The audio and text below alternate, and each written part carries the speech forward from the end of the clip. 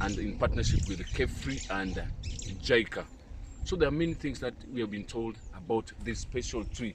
It's called the special seed because before it become a tree, it must be a seed in that soil. It's called the Melia species, and this is a Melia species. There are many advantages that it has. There are many, and this is also a youth, a young farmer that is understands Melia, how Melia is planted, and how what is should need when you're planting Melia tree. Ile shimo umeshima, then unaweka mti hapo, then unaizindilia mzuri, and then unaacha kamchanga hapo kidogo ya kuwekelea kamaji. Sasa from there, hiyo mti ina grow for let's say ya 1 month. Inafika inakuwa na kama weight ya height ya. This is the best thing about this tree is it has got benefits, has got money, and the advice from this young farmer is you must be patient. You must be patient to wait. You can wait for 15 years, but you will reap for the rest of your life. So that was some of the advice that we got from him. Sasa hizi control, keep on controlling it. Sasa unatoa hizi branches one by one, but not these leaves. Within the region, we have a number of invasive species, as he has mentioned. Number one being Prosopis juliflora, Madenge. Madenge, you'll find it heavily in Garissa County, Tana River County, Taita Taveta. Those are where there is a heavy invasion.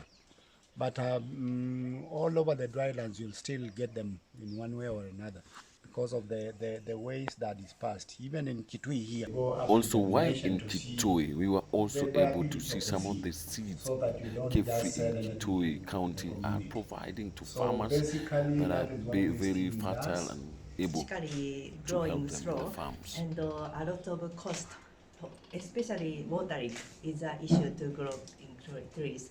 So we are piloting how much the cost is needed. And because of the carbon ton per hectare is less than what we can expect in more rain-fed areas. So we also seeing at the non-carbon benefit, that is a benefit for the school children or communities, so that by looking at that aspect, investors will invest tapping. And so we are some calculation of how much carbon ton can be expected, and informing to investors. Several investors are already interested in investing in our project. Thank you very much. Deciduous tree. Also, the best thing about this tour was very practical. We toured the different farm areas that are provided by farmers themselves, rain is coming, and we learned many things shooting about the carbon. So they have their own mechanism of sensing the rainfall is coming. Then they start producing the leaves so that they maximize. By the time the rain is disappearing, they start yellowing. Yeah. Now, if you come here after a few months, you will not have any leaves. They could have dropped. So you may think that the tree is dead, but it's not dead. Trees have different mechanisms to overcome drought. Now, if you dig the roots of this tree, they are quite thick, so they're able to store some water. Of course, they reduce on stomata opening in the leaves so that they don't lose a lot of water.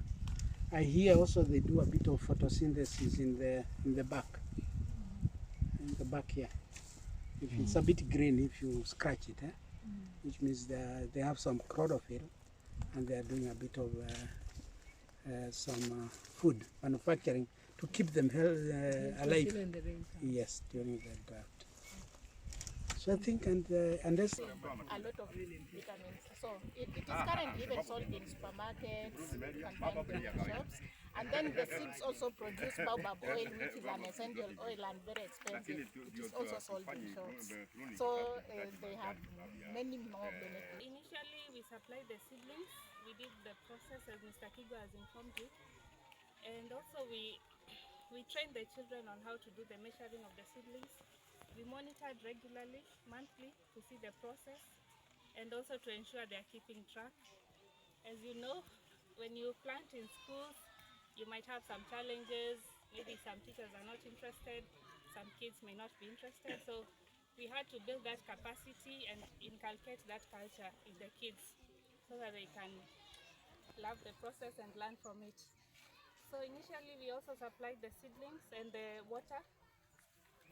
We advised them to water 20 liters per tree, then subsequently 10 liters every 2 weeks, every week. Then after that, 1 liter every every few days. So since it's a feasibility study, we had to try out different ways because we are trying to limit the cost of water and everything. Because this is a carbon project, we have to limit the cost. So we are trying the bottle feeding method where we supply. And Makosi Primary School is one of the schools that are being used by JICA and Kefri to be able to demonstrate what Melia is all about from children to understand the kind of farming that they should prepare for. So there are many things that we learn from these students. Also, they are very active in terms of planting trees. So there are many things that as Kenya, as youth, we should learn from this one because it has expanded our mind, it has expanded our view, exposed us to this kind of thing. So they're advising that schools should train their children from a younger age to be able to know what they can do in terms of farming.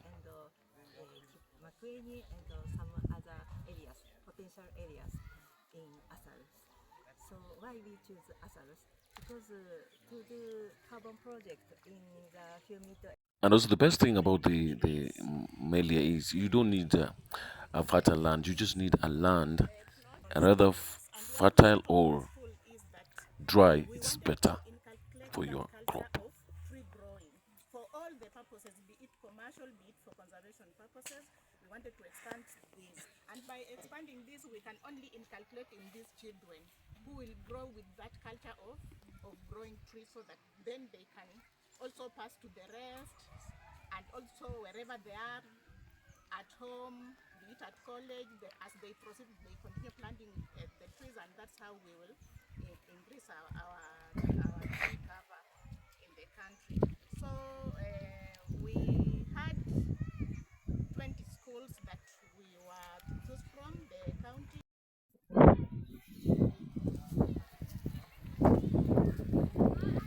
Is away, they are on a training in Muda, so that is why I'm taking the chance to welcome you.